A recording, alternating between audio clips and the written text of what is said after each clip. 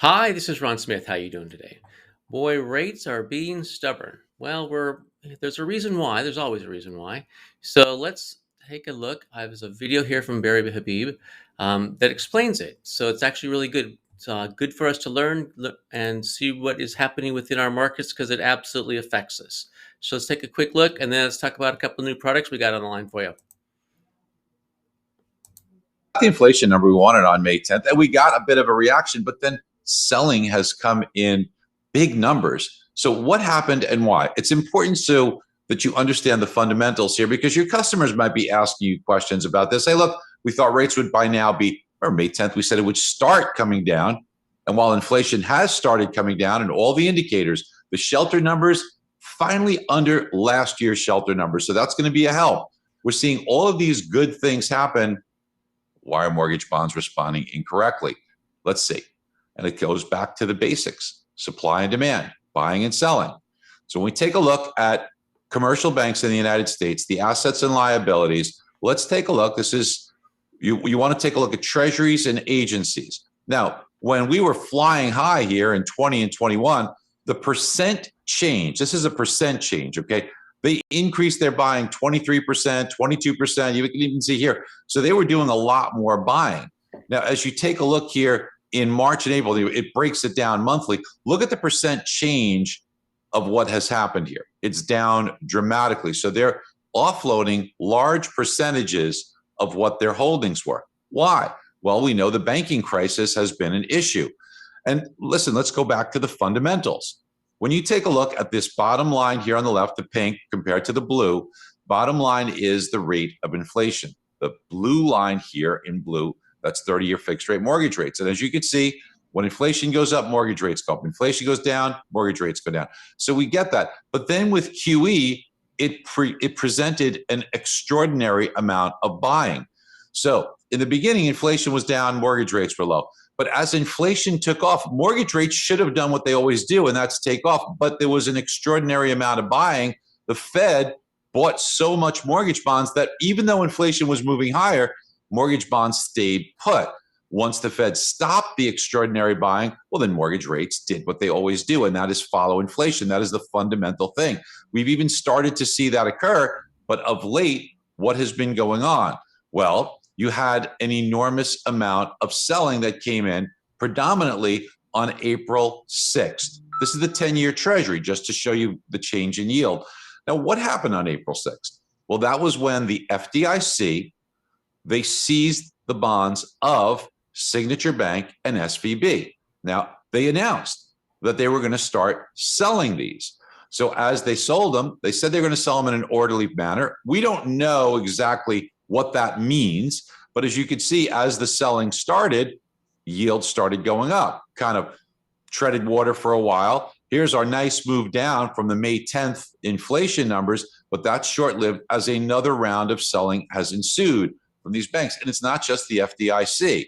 The FDIC, while they're selling, we're also getting selling from banks that have to raise capital because they're competing with money fleeing because the money market's offering near 5%. So the deposits are fleeing. They've got to raise capital. As you know, look at the banking index. They have been under pressure. The short sellers smelling blood.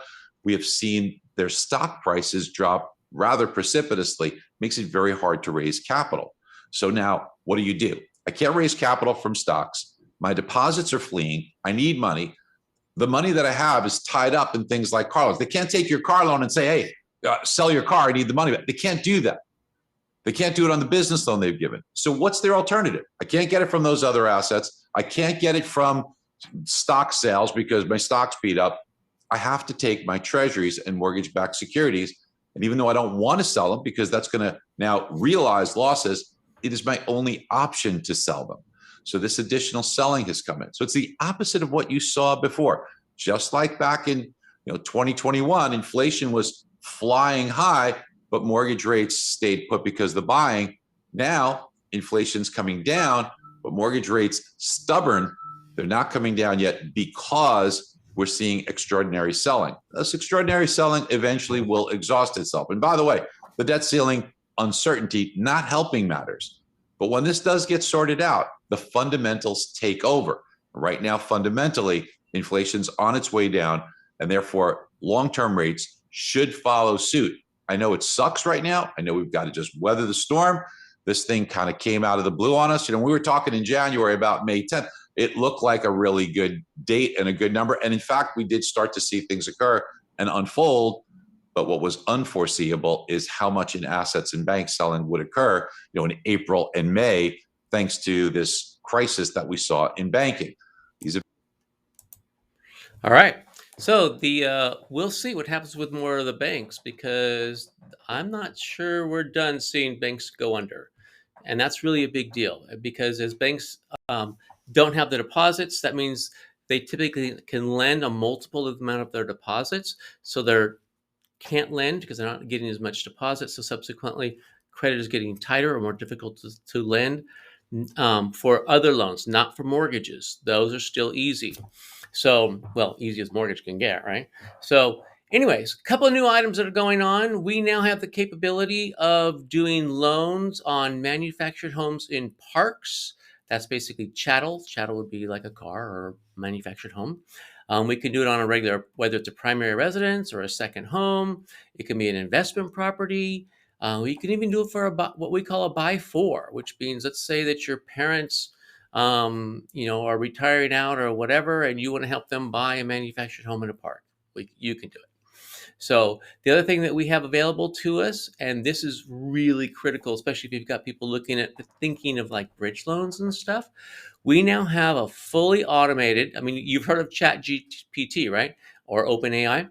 So we now have a home equity line of credit that is fully AI. It's completely artificial intelligence. There's not a human being we can call. It's completely done through the computers. There's no appraisal needed. I can get an approval in like 5 minutes. The loan can fund in like 5 to 7 days. So, and again, it's totally artificial intelligence. It's only one borrower. Oops, let me get my phone. Um, and so it's only one borrower allowed on that loan. And, so there's no prepayment penalties, there's nothing like that. So it's actually can be a really slick deal. Goes up to 85% of the value of the home. And again, it's no appraisal. It uses automated valuation systems. So those types of things. So if you got questions on that, give me a call. Let's talk about it. So anyways, hope you're having a great day.